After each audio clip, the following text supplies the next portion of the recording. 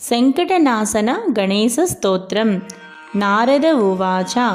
प्रणम्य शिरसा देवं गौरीपुत्रं विनायकं भक्तावासं स्मरेन्नित्यम् आयुः कामार्थसिद्धये प्रथमं वक्रतुण्डं च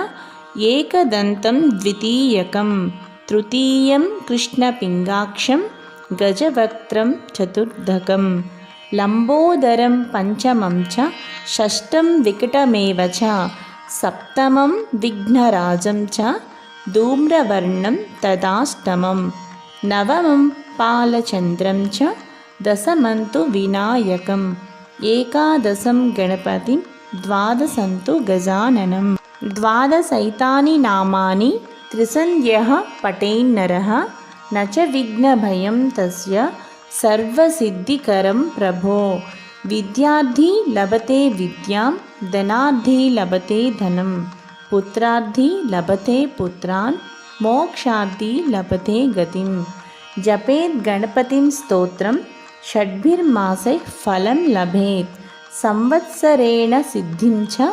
लभते नात्र संशयः अष्टोभ्य ब्राह्मणेभ्यश्च लिखित्वा यः समर्पयेत् तस्य विद्या भवेत् सर्वा गणेशस्य प्रसादतः